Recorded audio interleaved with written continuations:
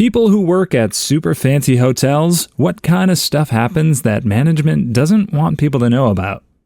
Story 1. We had one of the Baldwins beat up a hooker behind the building once. That was before I worked there, but people still talked about it. We had an entire wing of the hotel infested with bedbugs. They just moved through the walls from one room to the next. We waged a war of attrition that took years and cost a lot of money, but we never stopped renting the rooms. Sometimes drug addicts have money, or maybe better said, sometimes people with a lot of money have drug addictions. So maybe once a year or so, you'd have someone move in and then end up staying for months, and you didn't know it was a problem until it was a problem. One day there's suddenly a lot of police cars in the parking lot, and it's something we're just not supposed to talk about and pretend never happened. We had one guy who was rich. He was an old guy, divorced several times over. He just retired in the hotel. He had a room on the ground level right around the corner from the hotel bar. I don't know what he paid for it, but it wasn't cheap, and he furnished his own room. Everyone on staff knew his habits, knew his drink, knew when to leave him alone or when he wanted to chat. The funniest thing was, after he passed, he'd pre-booked his memorial at a totally different hotel. He liked his privacy, I guess. Rip Hal. Did the taxes for a ridiculously wealthy couple in Florida. Before they moved to a retirement community, they lived in a resort. I asked my boss to clarify. They lived like they spent a bunch of time there, right? Nope, they lived. Paid, I think, $1.5 million total for the room and furnished it themselves. Clearwater, Florida. Very nice place for a room. Lived there for about 5 years and moved to a retirement community when the husband fell and broke his hip. When my grandparents retired, they sold their home and moved into the Maxim Hotel Casino in Las Vegas. They ran the numbers and found it was cheaper than a retirement community and had better amenities. Story 2. Human trafficking became so bad that the company gave us training on looking out for it. There's a policy in place to knowingly cause you issue and pacify you. For example, routine elevator maintenance during a busy period because the tech travels around and it is now or 3 weeks from now. The elevator did not have unforeseen issues. Professionals are the worst guests for partying and puking everywhere and peeing in halls and breaking things and freaking in public areas. Lawyers, doctors, teachers, in that order. Whenever they had conventions, extra staff were on the next day dealing with damage.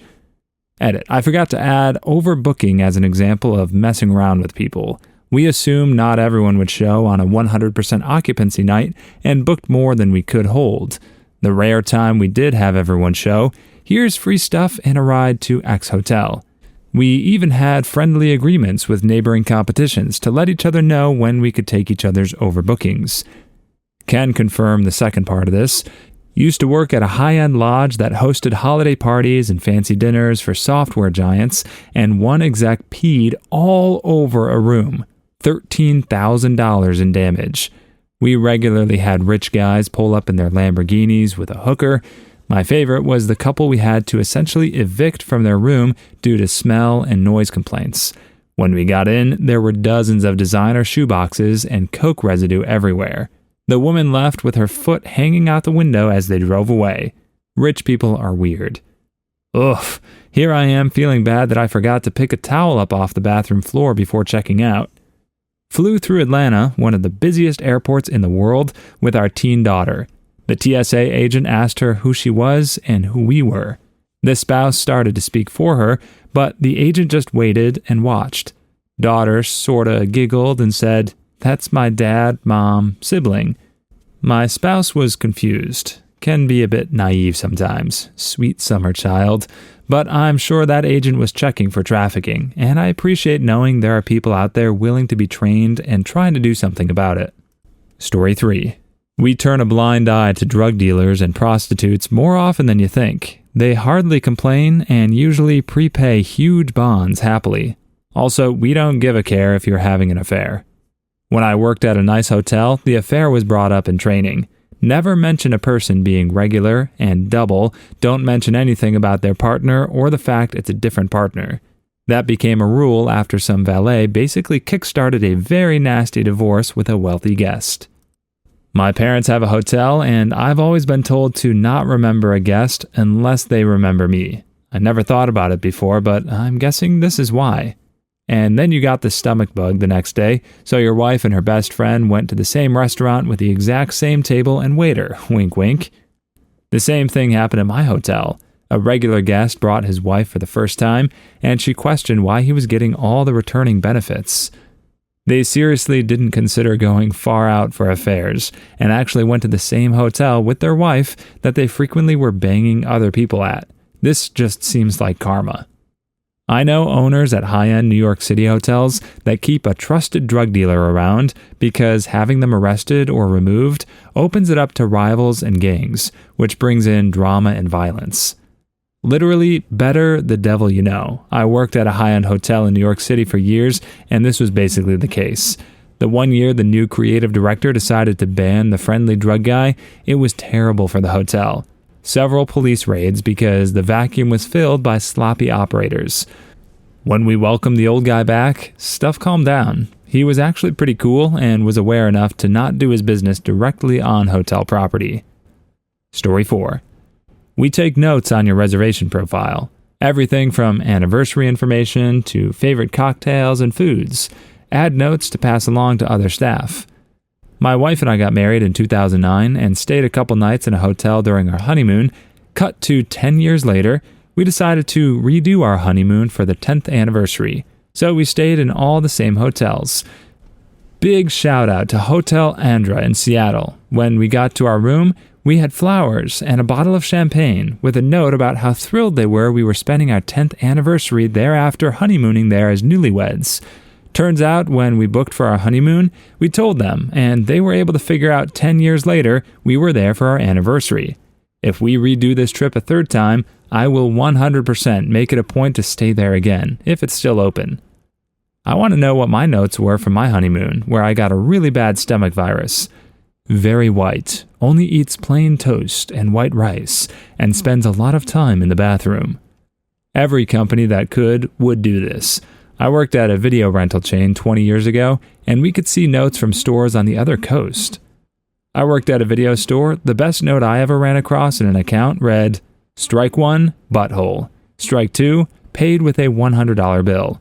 Strike 3, rented, you got served. Story 5. My brother worked in an upscale hotel in Southern California. A morbidly obese guest sat on the toilet in his room, shattered it, got his femoral artery slashed by a chunk of broken toilet, bled to death, and flooded his room when the water line ruptured. My brother found out about it from the maintenance guy who found the body. Management made sure no other guest ever knew, including the guests in the room below the death scene who called for maintenance because water was running down their wall. Thanks for a new thing to be terrified of. Edit. I've seen a lot of really crappy replies about fat people in the replies to this. Whether or not I'm fat isn't relevant, and fat people are still people. Being fat, even if they're morbidly obese, even if you don't find them attractive, they're still people who deserve life just as much as anyone else. It's very nice for you that neither you nor anyone you care about have struggled with their weight, but that's not the reality for a great many people. And considering that more people than ever before are more obese than ever before, that's a problem that isn't going anywhere anytime soon. Have some sympathy for people's problems and struggles, instead of saying stuff like, that guy deserved it. Holy crap, so many replies about how fat people deserve to die for the crime of being fat. Don't be a piece of doo-doo. Story 6. I only work as a housekeeper at a regular 4-star hotel, but probably about 25% of people either bleed or leave dookie stains on the beds. It's truly atrocious how disgusting people are, especially when they know someone else is cleaning it up, even the wealthier guests. And the best tippers are the cleanest people. If someone fully left a turd on the bed and used towels to wipe, left jizz on the shower door, drank heavily and puked on the carpet in multiple places, and clogged the toilet, that person will not tip at all. But the person who barely used the full bed and didn't use the shower at all and was super clean and polite, now that's a good tipper. Up until a school trip when I was probably 17, I didn't even know to tip the housekeeping staff. My family never did it, and we'd been to plenty of hotels.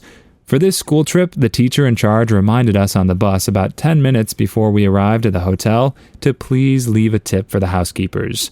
And if we wanted to be sure it got to the folks cleaning the room, to leave it under the pillow with a nice note.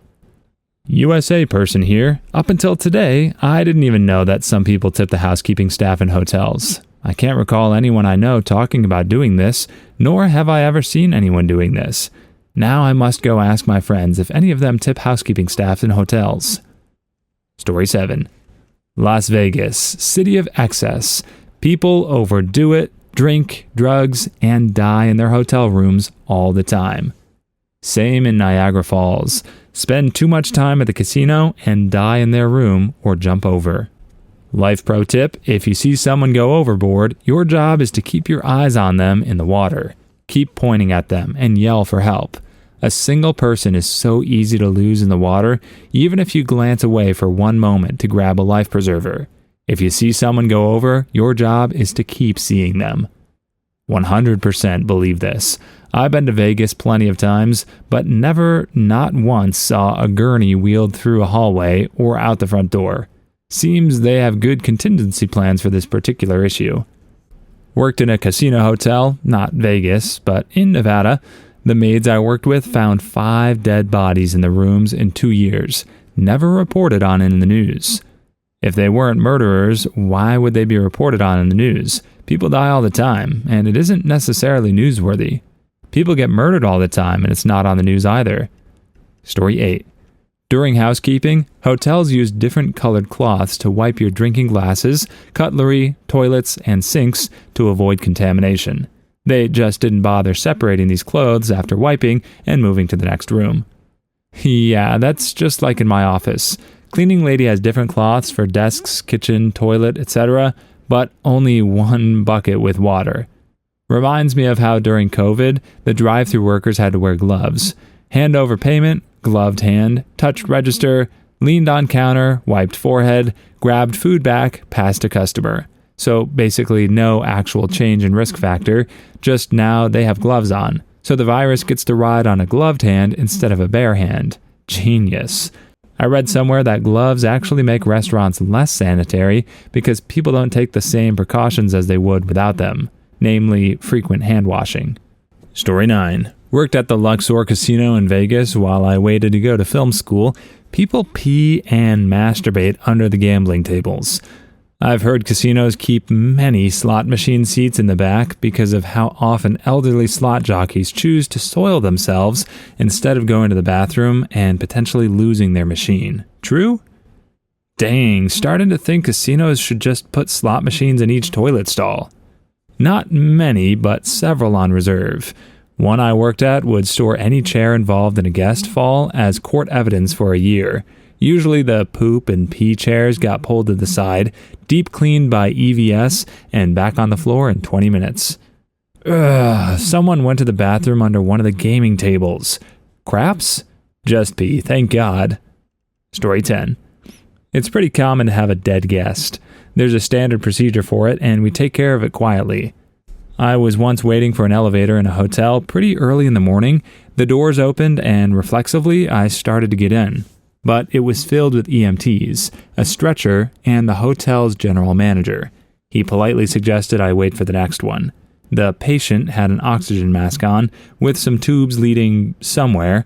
Later I noticed that the ambulance pulled off without the siren and waited for a stoplight. I suspect he was dead all along, and they just made it look like he was unconscious and getting treatment. I used to work as an EMT, as well as in a hotel. I've seen both worlds. But no lights and sirens doesn't necessarily mean the patient is dead. It could mean the emergency is over, meaning adequate care is being provided by qualified medical help, and going code 3 to the hospital doesn't bring any greater reward than just going code 1. Story 11. A well-known luxury hotel and resort chain keeps a database of you. They get pictures from the internet and basically stalk you to create a profile. They put what you ordered to eat, how many towels you needed, what drinks you liked, your kids' names and birthdays, address, phone number. Everyone working in the hotel has access to this database and can see your information. It's not all good stuff either. We know you were a jerk to Jen while you were staying in London. The one I was at had to remove cameras in the lobby because bigwig guys would bring their mistresses and no evidence was allowed to be recorded. Michael Crichton, the author, said he spent a few weeks in a high-end hotel in London. He was writing a book at the time and taped notes to a dresser to keep track of the timeline and subplots in his novel. When he returned to the hotel a few years later, he found the staff had put bits of tape on the dresser, just as he had done years during his last visit. Story 12. I used to work in accounts receivable for a couple of luxury hotels that were owned by the same LLC. We would open blocks of rooms for generic sports season about 8 months in advance. Due to high demand, these reservations had to be a 2-day Friday-Saturday stay. Payment was made in full, $450 to $800 depending on room type. Refunds were available only if you canceled a month before the arrival date. When I first started in the position, I discovered $63,000 worth of reservations that had been canceled on time but were never refunded. I showed it to my manager, an absolutely incompetent woman who couldn't check in a guest if she needed to. She got back to me after discussing it with one of the owners. I can't remember how exactly she put it, but I was told to just forget the matter and not to mention it to anyone. I got a $500 cash Christmas bonus that year. Dang, $500 out of $63,000? That's not enough for my silence. Story 13. My wife claims the amount of people who lay Mondo Dukes in the shower far exceeds however many people you think leave turds in the shower. Edit. 1,000 people have commented on Waffle Stop. You do not have to comment on Waffle Stop. Please stop giving me notifications. Okay, but this is true. And I know this because I lived in an all-girls dorm in college, and our dorm lost bathroom privileges because girls were pooping in the shower and trying to force used tampons down the drains. People are disgusting and will continually surprise you with how nasty they can be. My lady is always telling me to get shower shoes. You definitely sold me on buying shower shoes. Also, all the different kinds of foot fungus that can easily spread to you. Story 14. I worked cooking at an ultra-exclusive resort in Utah, $3,000 to $12,000 per night.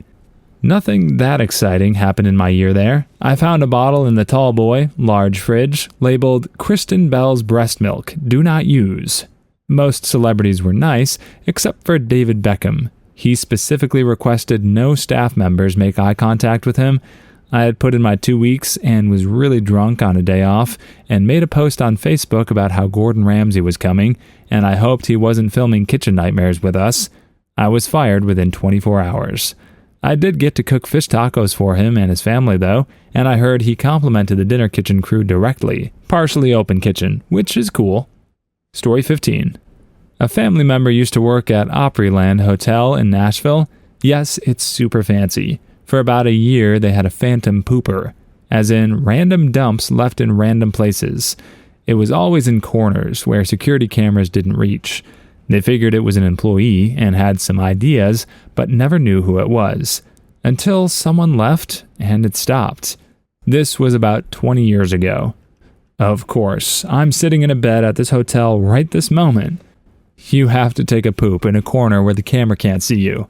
I'm just imagining the pooper was still employed, but stopped when a coworker left, so everyone thought it was them. Perfect crime. Story 16. My buddy was a dive instructor at a luxury resort on an island. One of the guests had a heart attack on the diving excursion before he got off the boat.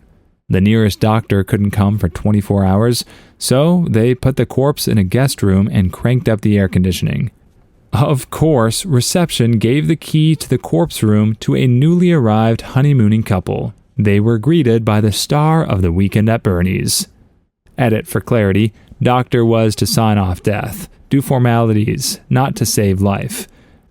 Gosh, this would be something I imagine on White Lotus. Story 17.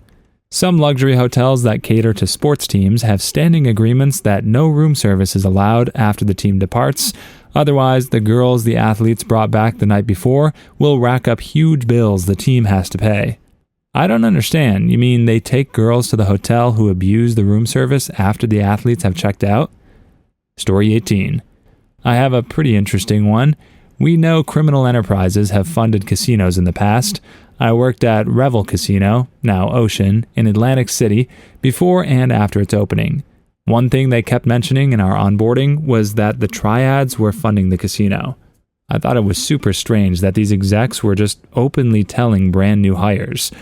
Probably a deliberate lie. You're much less likely to skim the hotel if you think the triads will come after you. Story 19. Vegas. Old guys plus hooker plus Viagra plus cocaine equals dead. So I totally think someone is in the bathroom of our suite at an upscale Vegas hotel. When we checked in, the smell was horrid, like roadkill, but worse. We called maintenance several times, but they always said they couldn't find anything. Screw maintenance finding the reason for the smell. Have the desk find another room. Story 20. Did valet at an upscale hotel in San Francisco. The number of times I parked luxury vehicles with drugs haphazardly, precariously stowed in obvious places always blew me away. Not surprisingly, those guests were great tippers as they taught who to trust. So many escorts, too. Always laughed at dudes who'd come to the restaurant for lunch with a new lady practically every day, like he was showing off his catalog of women as if no one knew he paid for them all. Story 21. We had a customer find the overnight front desk receptionist in the closet, passed out with something wrapped around his neck, and his dong flopped out. There were some kinks. The guy still kept his job. This is what I came here for. So did the receptionist. Story 22. The amount of adult toys left behind will blow your mind. Call me stingy, but if I put down money on gear, you'd better believe it's coming with me when I check out. Story 23. People often commit seppuku in hotels. That way their loved ones don't have to find them. Also, so someone finds them. Many people are all alone, and if they died in their home, no one would know until the smell. Story 24. The front desk knows all the call girls. We give them water on the way out and sometimes call them taxis. Management doesn't like us doing it, but escorts tip well. Story 25. Corn shoots. And you know those carpets and upholstery ain't getting cleaned. Those carpets have such wild patterns, so the stains won't show up as well. Story 26. $2,000 per night, and this place has a serious rat problem. Could be worse. My hotel has silly rats. Please leave your stories in the comments. I'd love to make a video of them in the future. Also, don't forget to like and subscribe.